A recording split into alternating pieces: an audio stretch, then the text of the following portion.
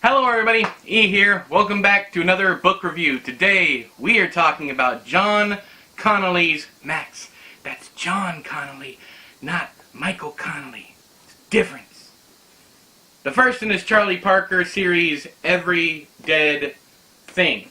So this book I tried to read, I don't know how many years ago, and I didn't like it. I think I got 50 to 100 pages into it, and I was like, no, I can't do it. I don't remember what I didn't like. I just remembered that I didn't like it. I had this one and I think two other books in the series. They were not in order. It might have been a matter of me buying the series and realizing that there were 17 other books in the series. I don't know. Or maybe it was just that point in my life where I was done with series completely after the Sandman Slim series had upset me after book 4, I think it was. It was such a huge letdown. And I remember at one point in my life that I just couldn't stand it. Since then I've read the Greg Iles series, Caroline Kepnes's Joe Goldberg series. Of course there's only 2 books in that. But I decided to go back and give this one a try because, I'll be completely honest with you, the whole reason I went back to try it again is because I was sent the most recent in the book. I think it's book number 18. It's called A Book of Bones, I think it's called. Atria Publishing sent me that for review, and I decided to give the first book a retry. And I'll be damned if I didn't like it. I blew right through it.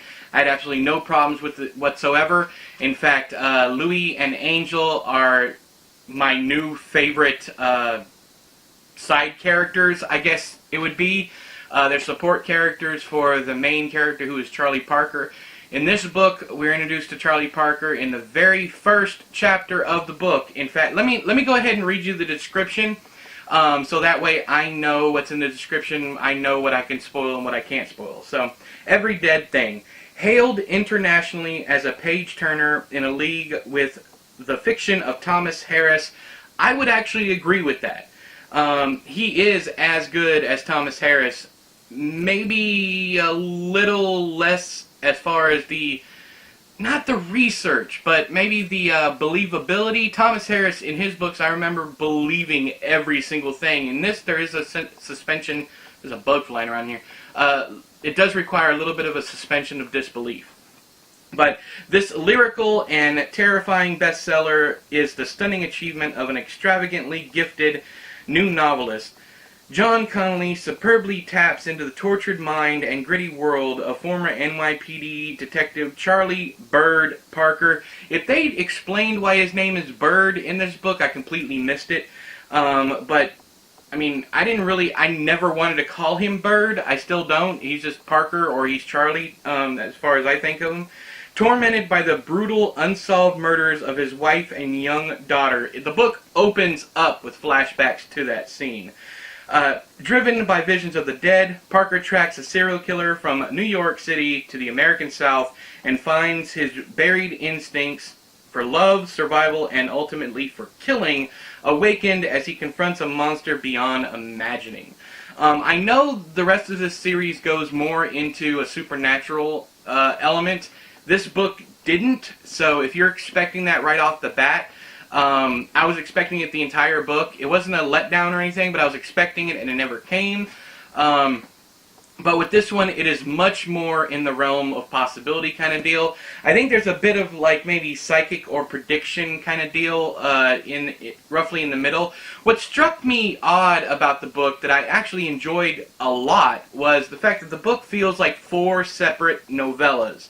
Almost like a mosaic novel where everything ties together, but pretty much every part of the book, there's 4 different parts, 4 separate parts in the book. Every single one has its own ending. I thought that was super interesting. I've never read anything like it. I certainly haven't read a thriller like it. Now, the book is told in a first-person point of view from Charlie's perspective. I dug that quite a bit also. As soon as I finished this one, I picked up Dark Hollow, which is the second book in the series. That one opens up in a third-person narrative, so I'm not sure if as the story goes along, kind of like with the the Penn, what's his last name? Penn something. Penn Cage books from Greg Iles. Those books started as a strict first-person point of view, and then they went on to where like an alternating third-person, first-person kind of deal, kind of like in the vein of James Patterson. I don't want to scare you guys off, but that's what it ends up being. In this one, I don't think that's the case with Dark Hollow, and I don't think that's the case with the rest of the series, but it is something that that I picked up on right away. I'm 3 chapters into Dark Hollow and already loving it. I plan to binge the entire series, and I will be doing a book birthday for the last book in the series because I got it for review, and I won't be getting to it anytime soon. So I'm going to start this series on the Charlie Parker, John Connolly, whatever. I will be doing that. So I will send this to the publisher. So Ariel, if you're watching, this is what you're getting instead of a review for that new book. But I will eventually get to it. I promise. It's just I'm enjoying it so much. I want to start from the beginning, and I'm glad I did. There's a lot of stuff that happens in here. Already in Dark Hollow, he's already referenced some of those things. So I'm glad I started from the beginning. From what I understand, A Killing Kind or The Killing Kind is the best book in the series. I don't know. If you guys have read the series, let me know how you feel about that book, or if you think there are better books than that one, let me know down there. It's also book 3, A Killing Kind is, so I'm kind of worried, does it peak that early on?